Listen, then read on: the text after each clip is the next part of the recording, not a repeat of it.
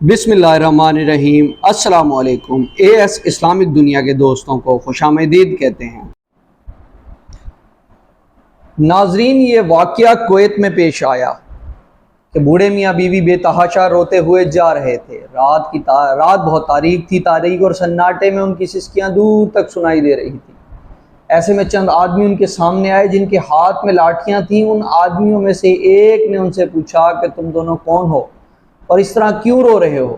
انہوں نے جواب دیا کہ ہم میاں بیوی ہیں، ہمارے بیٹے نے ہمیں گھر سے نکال دیا ہے، اب ہمیں اپنی منزل کا تو پتہ نہیں، اس وقت کسی سرائے کی تلاش میں جا رہے ہیں تاکہ رات گزار سکیں۔ ان آدمیوں نے دونوں میاں بیوی کا جائزہ لیا۔ وہ بہت بوڑھے اور کمزور تھے۔ ان آدمیوں نے میں سے ایک، جو کہ ان کا سردار معلوم ہوتا تھا، بوڑھے میاں بیوی سے کہا کہ آپ دونوں ہمارے ساتھ آئیں، ہم آپ کو مہمان خانے میں ٹھہرائیں گے۔ دونوں ان کے ساتھ چل پڑے۔ مہمان خانہ زیادہ دور نہ تھا۔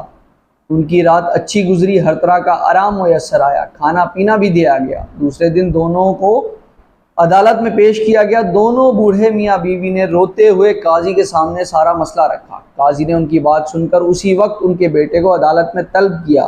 اس معاملے کے بارے میں پوچھا تو اس نے اقرار کیا کہ میں نے اپنے ماں باپ کو گھر سے نکالا ہے۔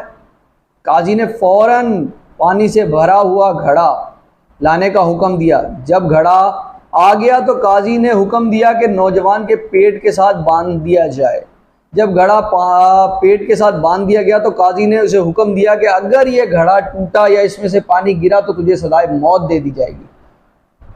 وہ نوجوان گھڑے کے بندھنے سے بہت پریشان ہوا۔ اب نہ سو سکتا تھا، نہ سکون کر سکتا تھا، نہ کوئی چیز کھا سکتا تھا، نہ استنجا کر سکتا تھا۔ جیسے جیسے وقت گزرا اس کی پریشانی میں اضافہ ہوتا جا رہا تھا۔ شام کے وقت ماں باپ اس کے سامنے لا گئے۔ دونوں بیٹے کی حالت دیکھ کے بے چین ہو گئے۔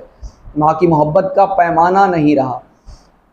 ماں نے بیٹے کو دیکھا اور آنکھوں میں آنسو آ گئے۔ انہوں نے قاضی صاحب سے کہا مہربانی فرما کر یہ گھڑا اتار دیں، ہم اس کی حالت نہیں دیکھ سکتے۔ قاضی صاحب نے فوراً گھڑا اتار دیا اور نوجوان سے مخاطب ہو کر کہا کہ تیری ماں تجھے 9 ماہ پیٹ میں رکھا، کوئی شکایت لب پہ نہ لائی، تجھے گھڑے کو پیٹ پہ باندھے ہوئے 9 گھنٹے بھی نہیں ہوئے اور تیری حالت یہ ہو گئی۔ انہوں نے دونوں کو پالا پوسا، اس طرح تکلیف اٹھائی، تجھے آرام پہنچایا، یہاں تک کہ جب انہوں نے گھر سے نکال دیا اس وقت بھی تکلیف میں تجھے دیکھ کر برداشت نہ کر سکے، تو انہوں نے مہربانیوں کا یہ صلہ دیا۔ اس عمر میں یہ دھکے کھا رہے ہیں۔ قاضی صاحب کی یہ بات تیر کی طرح اس کے دل دماغ میں اتر گئی۔ وہ فوراً اپنے ماں باپ کے پیروں میں گر گیا اور معافی مانگ کر انہیں گھر لے گیا اور کبھی کوئی تکلیف نہ دینے کا وعدہ کیا۔ ایک عربی شخص بیان کرتا ہے کہ میں ایک بستی سے اس ارادے سے چلا کہ معلوم کروں کہ لوگوں میں سب سے زیادہ بدبخت کون ہے۔ میرا گزر ایک ایسے بوڑھے کے پاس سے ہوا جس کی گردن میں رسی بندھی تھی اور ساتھ ہی ایک بڑا ڈھول بھی لٹک رہا تھا اور ایک نوجوان اس کو چابک مار رہا تھا۔ میں نے نوجوان سے کہا اس بوڑھے اور کمزور شخص کے بارے میں تجھے اللہ تعالیٰ کا خوف نہیں؟ اس کی گردن میں ایک رسی اور ڈھول لٹک رہا ہے، اس سے یہ پریشان ہے، اس کے باوجود تو اسے چابک مار رہا ہے۔ نوجوان نے کہا مزید بھی جان لو، یہ میرا باپ ہے۔ میں نے کہا اللہ تجھے کوئی بھلائی نہ دے، کوئی اپنے باپ کے ساتھ بھی ایسا ظالمانہ سلوک کرتا ہے؟ نوجوان بولا خاموش رہو، تمہیں کیا معلوم، یہ بھی اپنے باپ کے ساتھ ایسا ہی برتاؤ کرتا تھا اور اس کا باپ اپنے باپ یعنی اپنے دادا کے ساتھ بھی ایسا ہی سلوک کرتا تھا۔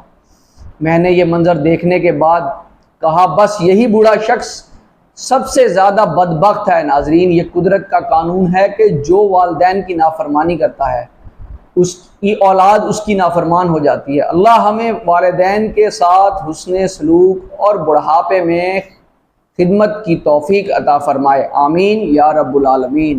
اگر ہماری کاوش پسند آئی ہے تو چینل کو سبسکرائب کریں، ویڈیو کو لائک اور شیئر ضرور کریں اور بیل آئیکن پر ضرور کلک کریں تاکہ آنے والی ہر ویڈیو آپ کو بر وقت مل سکے۔ السلام علیکم۔